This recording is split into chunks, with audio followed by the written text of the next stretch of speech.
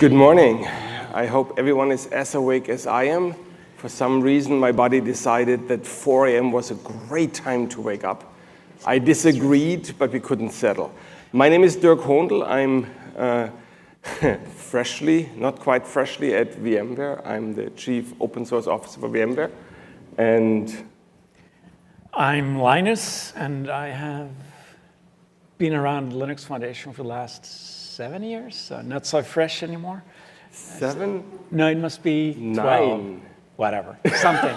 The Linux Long Foundation time. was founded in 2007, and before that you worked for OSDL. Yeah. Anyway, clearly we are well prepared for this morning. Numbers. Speaking of numbers, 4.8 RC3, where are we? This looks to be a fairly regular release. 4.7 is smaller than traditional. Well, not traditional, lately. And that was, I blame it on just being summer in the Northern Hemisphere, which tends to slow things down a bit. The poor Australians will just have to take a break with the rest of us. But 4.8 looks very normal. Our development really has been fairly smooth lately. We have a very regular schedule for releases, and everybody knows how things work by now. I mean, we've only been doing it for the last 10 years this way, and things are looking on track. But we still have at least 4 more weeks until the actual 4.8 release. Anything exciting in it? Anything noteworthy? I'm actually, right now, when it comes to exciting things, I'm looking at 4.9. Mm-hmm. So I know some of what's coming up for the next merge window. So 4.8 to me is already old news because all the exciting stuff was merged in the merge window. For 4.9, we have, what I've been surprised about is that we're still doing low-level stuff. Mm-hmm. We're still doing, for a while there, it looked like we're only doing drivers and we're only doing file systems, like new file system like clockwork, several times a year. And then something changed, and now we've been doing low-level stuff, like really low-level, people rewriting assembly code, changing how the stack layout is, things like that. So that's, to me, exciting. To most users, not so much, right? But. So, of course, I had to start with something else, but everyone expects us to talk about 25 years of Linux. Now, the critical question, what is the correct date to celebrate? Is it really August 25th when you wrote the email, or is it the first release, or? I think August 25th is probably the correct one because the first actual release was not public. So when I released 0.01, which was September 7 or 15 or something like that, so 2-3 weeks from now, I wasn't quite happy with it, but I told people that I'm going to release. So what happened was I made a release on a public website, but then, or at that point, FTP site, but then I didn't actually announce it publicly, and I just emailed the people who knew and had shown interest. And I've lost all those emails. So I don't actually have an exact date, except you can go back and find a copy of the original tar file and look at the date in the make file, and that's how I think it's I forget which date it is. But the one public announcement was obviously the August 25 one, and that's the one that I think most people use, and certainly Linux Foundation uses. So of course, this email has been shown many, many times, and I'm always amused by your predictions in that email. And the accuracy that you have shown. You said it's not portable, and we today support 80 different architectures, something I don't think it's 80, but it's with a the lot. sub-architectures, yeah. No, it's more than anybody else. So. You said you would never support anything but AT hard disks. Because it was what I had, yeah. Right? Well, I mean, you had to realize the background there is that it was a completely personal project. And I didn't really, I mean, I expected other people to be interested from a theoretical standpoint. Like, okay, students of operating systems might want to look at, okay, here's another operating system that we can look at, right? That was my expectation, which meant that the kind of hardware I had was the only hardware that it ran on. And it wasn't even the kind of hardware. It was literally things like, for the first 2 or 3 releases, you not only had to have an AT hard disk like I do, you had to have the same AT hard disk as I had, because the geometry of the hard disk was hard-coded in the source code, right? Which, I mean, you could have a different AT hard disk, but you just had to change the numbers to match how many sectors you had and things like that. So the first releases were a bit unpolished, right? So when I started at 011, you already supported any MFM drives, Yep. but if you had an RLL drive, so the run length compressed ones, there were small inconsistencies. Well, I wouldn't even say any MFM. I mean, drivers are still most of what the kernel does, and the early drivers were slightly less complete than what we have today. Yes. But that is why the early code was 10,000 lines of code, and now we're at 17 million lines of code plus documentation. Yeah, so when I started, first thing I did was I printed out the sources. I do not recommend you do that today. But my Very tiny font. very tiny. But my favorite prediction is always, this won't be big and professional. And obviously you were correct. This is all pretty amateurish, simple. Sorry, Jim, no offense. Yeah, no, it took a while, though. I mean, it really did take a while before it turned professional. And some of us still struggle with it at times. So what are the highlights or the lowlights of these 25 years? The highlights are really hard to even mention because, I mean, most of it has been really, really good. But there has got to have been a moment where you said, yeah, this is it, this is awesome. Aren't there these? The moments where I really went, this is awesome, were actually, that I remember, like clearly, have been when I've been struggling with something that just took forever. Like I was struggling on the same thing for weeks and nothing worked. And most of those were actually very, very early on. Mm-hmm. The reason nobody sane does operating systems from scratch is that when nothing works, it is really, really frustrating. But then even the slightest sign of life makes you go, wow, I really mastered this machine. When that first character shows up on the screen ever, and the system does nothing else, right? You're really pumped because you actually got a character on the screen. Wow, right? Completely useless, but those early times were actually some of the most memorable for me when nothing really worked and you go from that nothing to something. Later on, and these days, I'm actually most happy about when process works because I don't write code anymore. So I don't have any code I can be proud of because I send off emails to random people and say, hey, this guy reports a bug, you're the expert in this area, can you fix it? So I don't have code that I can be proud of. I'm making things work.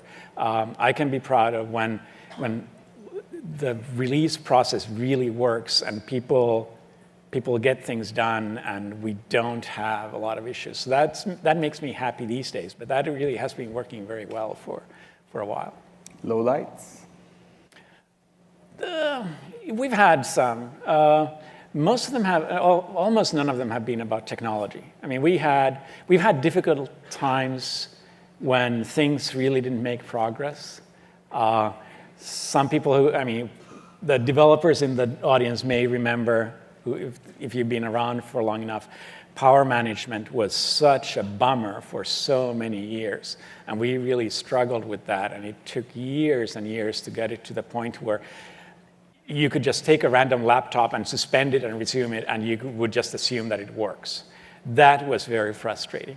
But on the whole, lowlights on the technical side have not been a big issue. I mean, you have frustrating issues that come up and are hard to debug, but most of the lowlights have been really the social and especially, again, the development side when the process doesn't work. I mean, if you go back 15 years ago, we had huge process issues. We really had, during the 2.4 series, we really, and I'll take blame, I screwed up the memory management. And we had this situation where during a few releases, we completely switched around which memory manager. I think Andrea might be here somewhere. He ended up fixing a lot of things, and it was very, very, very painful. And that I still remember as a low light and as a, this is not how we're supposed to do it. But for example, switching over to BitKeeper.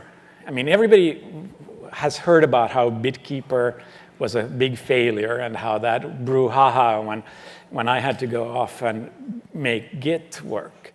But BitKeeper actually was a big savior for me personally, because the situation we were in from a process standpoint before BitKeeper was such a disaster. And people may not realize, because a lot of Linux people have come in fairly lately, but 15 years ago, we were going from, there was a fair amount of commercial interest, but it was still fairly early, and our processes at the time were geared towards the pre-commercial interest models that we had when we had a lot of individuals at universities, and our kernel was much smaller. We had maybe 10 to 50 developers, and then all these big commercial companies come in, and now we have hundreds of developers and lots of new code, and lots of problems that we didn't have to face before, and our process was just a mess, and it was very painful. And that was probably the only time in the history of Linux where I was like, this is not working, and I felt like in retrospect, I look back and say, that might have been the moment where I just gave up, right? But that was 15 years ago.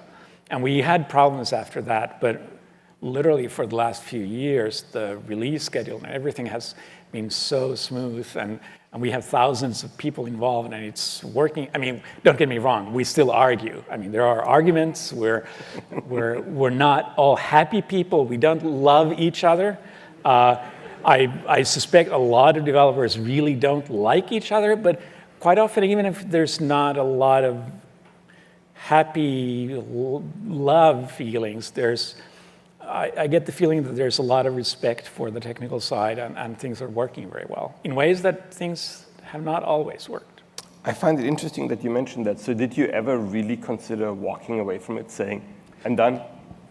It's never been at that point. There's been a couple of times where I decided that we had had big enough arguments that I took a week when I just, actually, it never ended up being a week, but I decided that I'm walking away from the computer. I am too angry at the people involved. This is actually not lately. Most of these go really back 10, 15 years ago. And I decide I will be offline for a week because I am just not able to take this anymore. And usually the next day I'm back and things are better. But it's been a couple of times that has happened where I felt like this is not fun, this is not worth my time. But not in the last 10 years at least. But I mean, if I look at the 25 years of Linux development, overall, the amount of success that we made as a community, what we've created is impressive. And to look back and say, I can't really think of any lowlights, that alone is impressive. Well, I mean, I can think of it, but they have been very rare. I mean, they have not been, it's been a great community. Really, I mean, we're actually somewhat famous. I mean, the kernel mailing list is famous for not being a great community, but that to a large degree it's been because people then highlight the bad things going on. And if you actually, people are so nice in general. People are, I wouldn't say polite. Very many people are never, ever polite. But people are like, you can just feel the fact that people want to work together and want to make a better system. And that really makes for a great community. But as a kernel community over the last 25 years, there have been challenges, at least challenges that were talked about. One of the ones that always came up, and I remember this in the early days when SMP was introduced, was the question of fragmentation. How do we keep one single kernel? What's your thought on the technical debt in the Android kernels by all the different vendors that are so far away from mainstream? I mean, I used to be worried about fragmentation, and I used to think that it was inevitable at some point. Part of that was obviously the history of Unix, where everybody who was looking at history of Unix and comparing Linux to traditional Unix was like saying, it's going to fail because it's going to fragment, because that's what happened before, and we've seen this, and why even bother, right? And there, I think the license made a huge difference. Me and the FSF, we don't have this loving relationship, but I love the GPL version 2. I really think the license has been one of the defining factors in the success of Linux, because the whole enforced you have to give back has meant that the fragmentation has never been something that has been viable from a technical standpoint.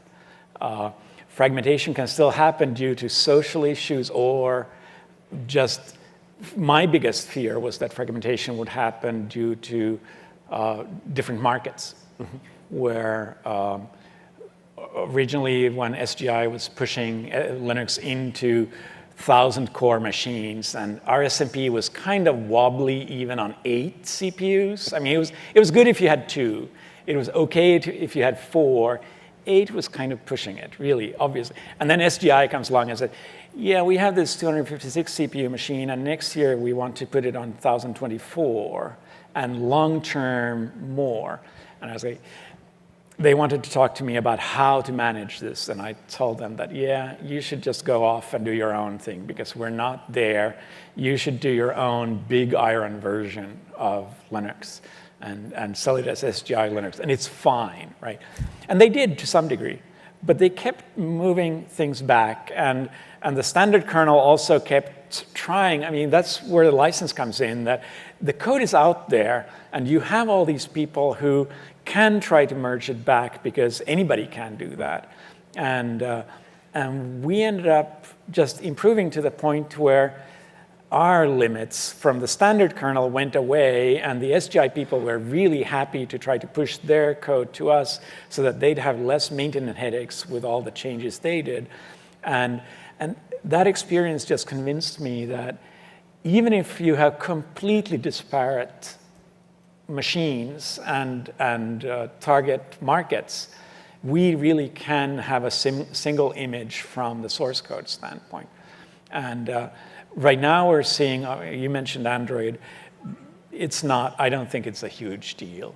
The biggest problem with Android is that in the embedded market on the cell phones, people are used to, you have this odd dichotomy where the hardware is the newest of the new, right? There's a new chip coming out, and 3 weeks later, there's a prototype phone, and 2 months later, in some parts of the world, there's actually a phone on the shelves with this new hardware by a hardware manufacturer. But they have this model where software tends to lag by much more than that. So the software versions are often like 2 years old or a year and a half old, because that's what they had, and hardware developers are really excited about new hardware, but they just want to run the old software, and then they hack it up to work on new hardware. So that has been some of a problem always in the embedded space, and now in Android, but even that is actually getting better. So you mentioned the strength of the GPL. Many new kernels have shown up in the last couple of years, mostly geared towards really small devices, the IoT space. So Zephyr by Intel, now Fuchsia by Google, there are a bunch more. And one of the interesting commonalities is that they're all under BSD or MIT. Right. Do you think that, well, A, do you think they're interesting? B, do you think that one of them could grow up and become a competitor for Linux or replace Linux? So I think they're interesting just because it's where Linux came out of too, like small devices running tiny kernels that only were very limited. And I think it's always an interesting space, and it's the only reasonable space where a new operating system can really make a big impact, because the complexities of an operating system tend to be in all the hardware support and the flexibility of supporting lots of different use cases. So if you start off, you need to start off with something small. And then today that means IoT. Mm-hmm. At the same time, the reason I think they show up under the MIT license or BSD or Apache is that most of the time these projects are started by companies. And the flexibility for them to use something like a BSD license that allows them to do anything, they see that as a big upside. And I think that if you actually want to create something bigger, and if you want to create a community around it, the BSD license is not necessarily a great license. I mean, it's worked fairly well, but you are going to have trouble finding outside developers who feel protected by a big company that says, hey, here's this BSD license thing, and we're not making any promises because the copyright allows us to do anything. It allows you to do anything too, but as an outside developer, I would not get the warm and fuzzies by that, because I'm like, oh, this big company is going to take advantage of me. While the GPL says, yes, the company may be big, but nobody is ever going to take advantage of your code. It will remain free, and nobody can take that away from you. And I think that's a big deal for community management. It wasn't something I was planning personally when I started, but over the years I've become convinced that the BSD license is great for code you don't care about. For code you want to make, like, I'll use it myself. If there's a library routine that I just want to say, hey, this is really useful to anybody, and I'm not going to maintain this, I'll put it under a BSD license. But I mean, I do want to, whenever licenses come up, I want to always say that, hey, this is a personal issue. Some people love the BSD license. Some people love proprietary licenses. And you know what? I understand that. I'm like, if you want to make a program and you want to feed your kids, it used to make a lot of sense to say that you want to have a proprietary license and sell binaries. I think it makes less sense today, but I really understand the argument. So I don't want to judge. I'm just kind of giving my view on licensing. That's why we're here. So do you ever look at the sources of these other kernels? Do you say, no. It's on the BSD, I can look, I can... No, I actually used to, not really. I used to try to, let's put it that way. Back in the very early days of Linux, I forget what it was, but this was some issue I had, and I tried to figure it out, and I had just hit my head against the wall for a long time. And I said, okay, I mean, BSD's out there. I can go and look what BSDs do.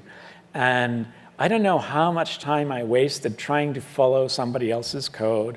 I mean, for a complicated problem, too. I mean, it was obviously complicated enough that I had issues with it, and I was like, how do I solve this? So when you have a complicated problem like that, the worst thing you can do is look at somebody else's code. It doesn't matter how much comments it has, it's not going to clarify things for you. It's like you need background to understand source code, right? So I made the mistake once of saying, okay, let's see how anybody else solved this problem.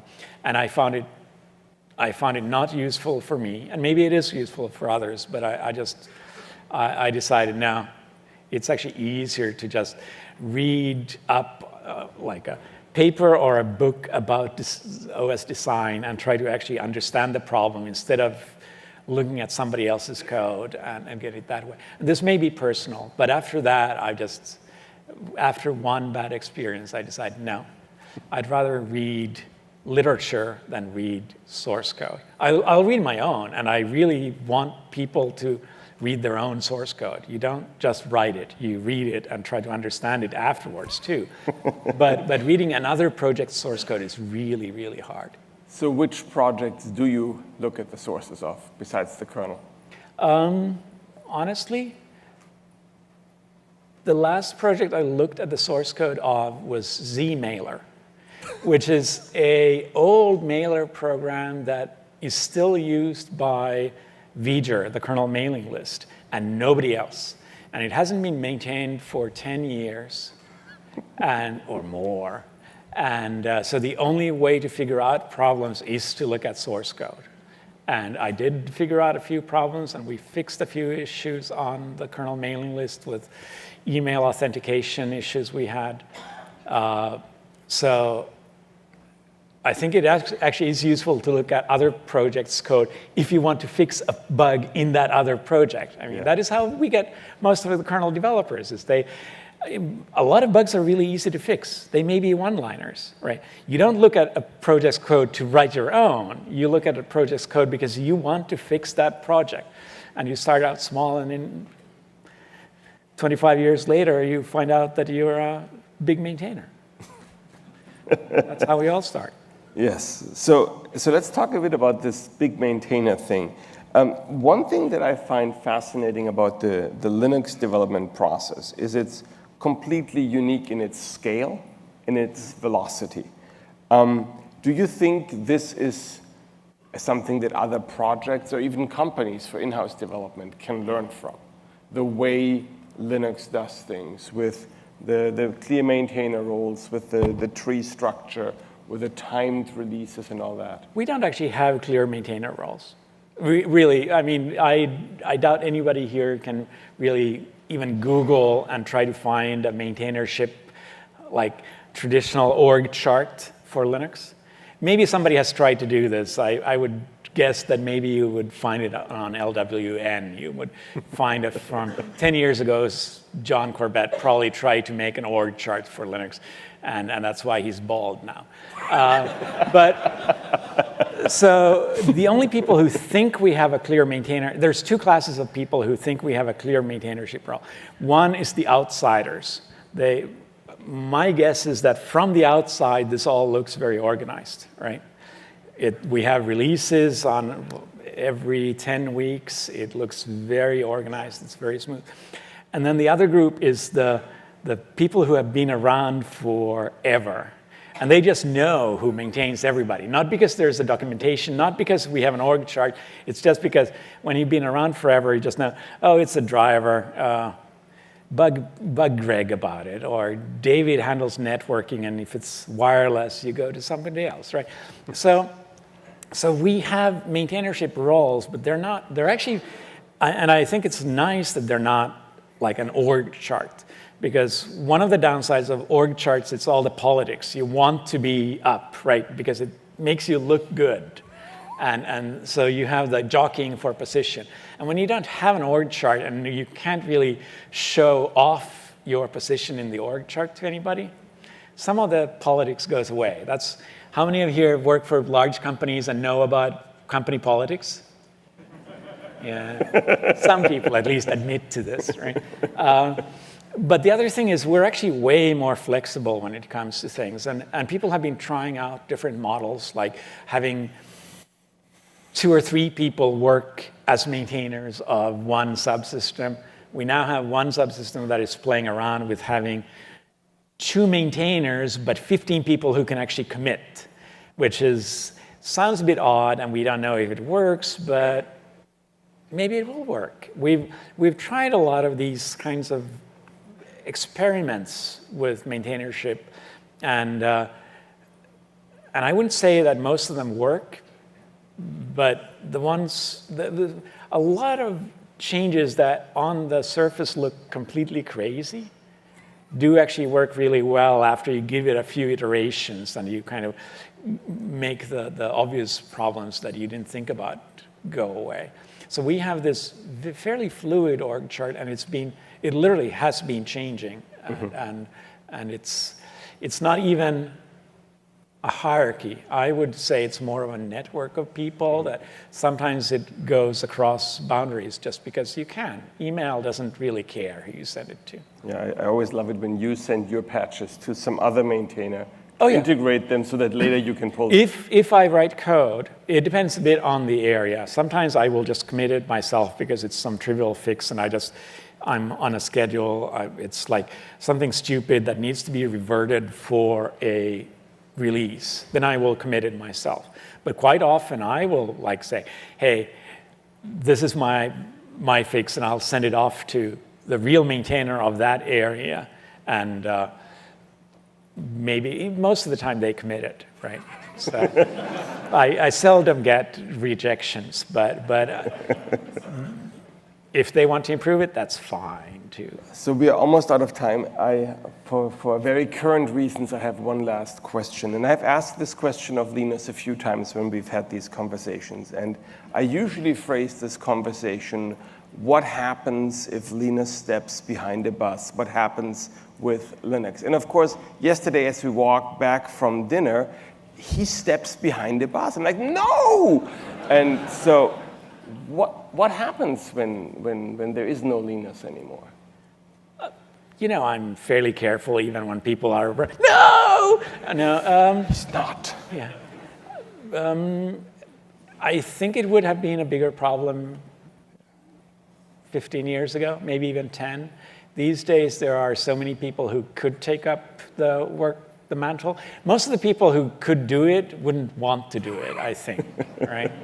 They've seen enough that they say, yeah, no, it's better to let Linus handle it because there is going to be conflict and I don't need that headache.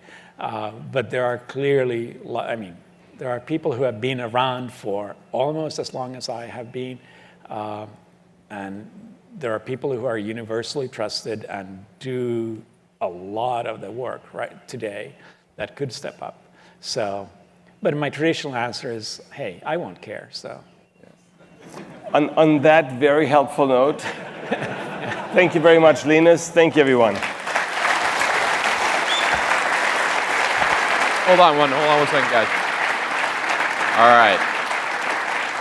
Let's give a standing ovation to this man, 25 years, to continue to do the same job. thanks for that.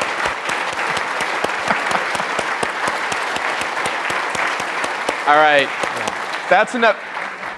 I made him uncomfortable, so, but I couldn't resist. Thank you, guys. Thank you so much.